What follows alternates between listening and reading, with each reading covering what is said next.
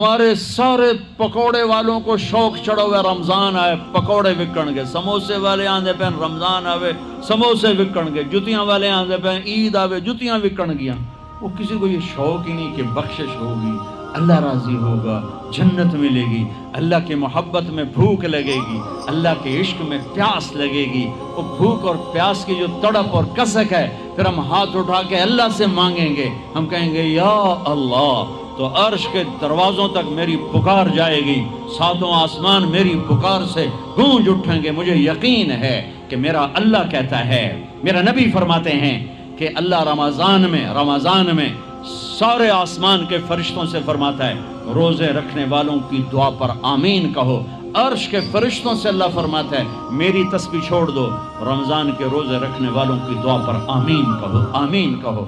عرش فرش میں گونج اٹھتی ہیں میری دعائیں، میری صدائیں، میرے نوحے، میرے گریے ہلا دیتے ہیں۔ اگر بھوک پیاس میں مزے آ رہے ہوں کہ واہ یا اللہ تو نے کہا تھا نا، دیکھ میں بھوک سے بیٹھا ہوں۔ اس لیے افطار کے وقت دعا کیوں قبول ہے؟ افطار کے وقت کھانا سامنے ہے، پانی سامنے ہے، اور آواز کان لگے ہوئے ہیں سائرن کی آواز پر، تو اللہ کہتا ہے یہ فرشتہ، یہ میرے بندے، کھانا بھی سامنے ہے، پانی بھی سامنے، یہ کیوں نہیں کھا رہے، یہ کیوں نہیں پی رہے؟ بولو یا اللہ تیری محبت، میری محبت، چلو تم گواہ رہو، میں نے معافی، چل میرا بندہ مانگ، کھانے سے پہلے مانگ۔ وہ وقت مانگنے کا ہوتا ہے، پکوڑے کھانے کا نہیں ہوتا، سموسے دکھنے کا نہیں ہوتا۔ سموسے، پکوڑے، کچوریاں، سیون اپ، جام شیری، روح افزا، 500 چیزاں تو اندر پا لیں دو، سارے روزے دی تباہی پھیر کے رکھ دیتے۔ ایک مہینے کے لیے اوور آلنگ ہے، اوور آلنگ، ٹیوننگ ہے، ٹیوننگ، تھوڑا کھاؤ، تھوڑا کھاؤ، تھوڑا کھاؤ، ٹھنڈے شربت مت پیو، ٹھنڈے شربت مت پیو افطاری کے وقت، بعد میں پینا تو پی لو، افطاری کے وقت اپنے اوپر ظلم مت کرو۔ سارے دن کا انجن گرم ہے، ایک دم اس کے اوپر برف پھینکتے ہو، تھوڑی دیر صبر کر کے سادہ پانی پی لو، نماز پڑھ لو، پی لو، جام شیری پیو، سیون اپ پیو، جو مرضی پیو، ٹھنڈا پیو، گرم پیو، جو مرضی پیو، لیکن عین روزے کے وقت بچو تلی ہوئی چیزوں سے، کراری چیزوں سے، مسالے دار چیزوں سے، ثقیل چیزوں سے بچو، ہلکا پھلکا رکھو پیٹ کو، ہلکا پھلکا، تاکہ روزے کا مقصد حاصل ہو کہ جسم پاک ہو، غلاظتوں سے، گندگیوں سے پاک ہو، صاف ہو۔ ہاں، اور اپنے دل کو بھی صاف۔ رمضان میں سب کی بخشش ہو جاتی، سب کی، 4 نہیں بخشے جاتے، 4 آدمی نہیں بخشے جاتے، 4 قسم کے مرد عورت، سب کی بخشش ہو جاتی، سب کی، 4۔ اللہ تعالی ہماری حفاظت فرما لے۔ کسی بھائی میں یہ عیب ہے، ابھی سن کے توبہ کر لینا، شراب پینے والا، مستقل شراب پینے والا، رمضان میں بخشش نہیں، ماں باپ کا نافرمان، ماں باپ کا نافرمان، بخشش نہیں۔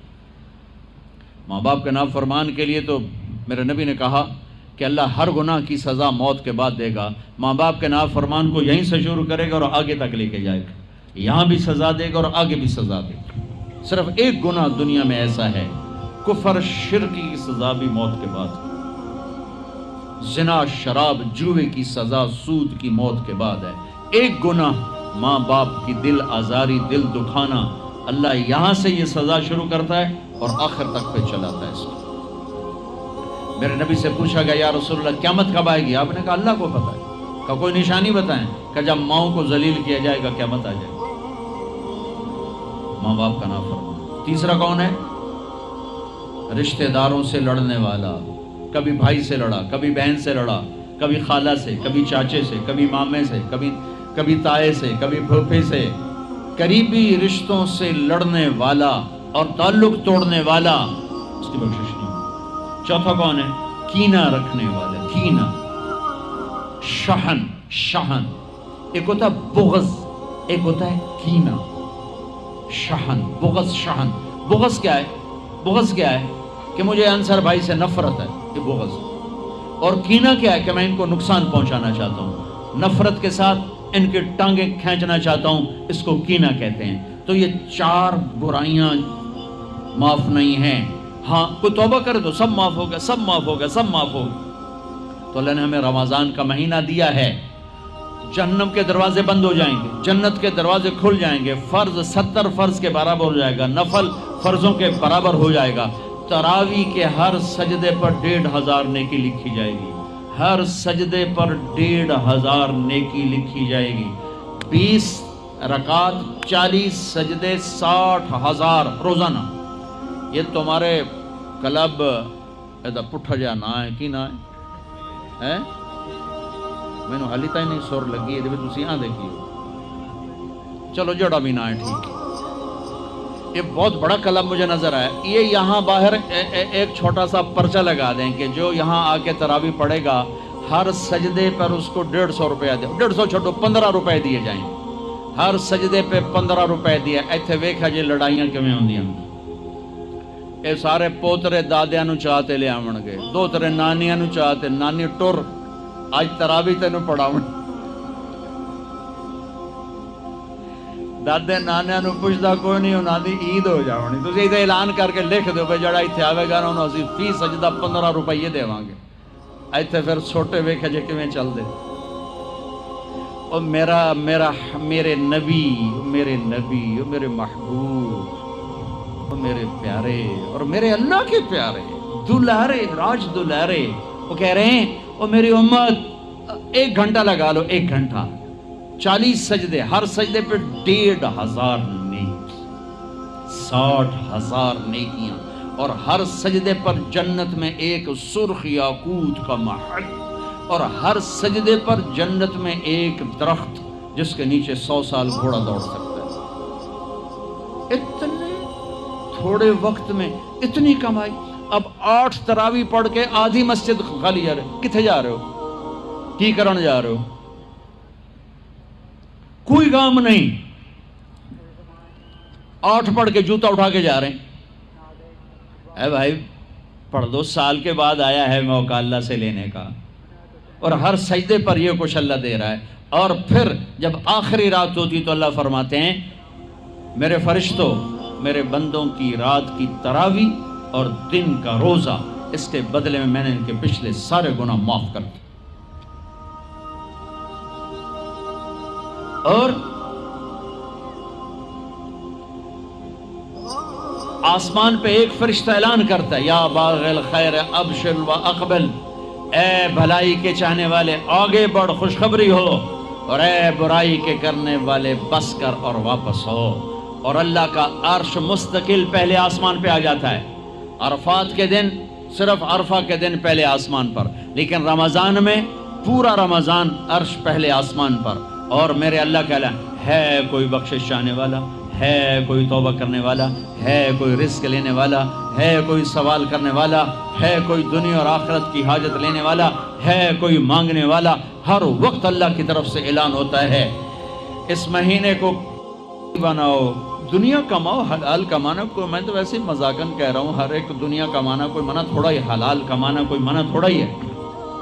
لیکن ایسی کمائی میں نہ لگو کہ روزے پہ زد پڑے، تراویح پہ زد پڑے، تلاوت پہ زد پڑے. میرے نبی پاک صلی اللہ تعالی علیہ وسلم رمضان میں قرآن کی تلاوت بڑھا دیتے تھے. قرآن رمضان کا سب سے بڑا وظیفہ، جی کوئی وظیفہ دسو، کوئی وظیفہ دسو. لوگ پوچھتے ہیں جی رمضان کا کوئی خاص وظیفہ بتا رہا ہوں. رمضان کا خاص وظیفہ قرآن کی تلاوت. رمضان کا خاص وظیفہ قرآن کی تلاوت، قرآن کی تلاوت، قرآن کی تلاوت. جتنا پڑھ سکتے ہو پڑھتے جاؤ، پڑھتے جاؤ، پڑھتے جاؤ، پڑھتے جاؤ.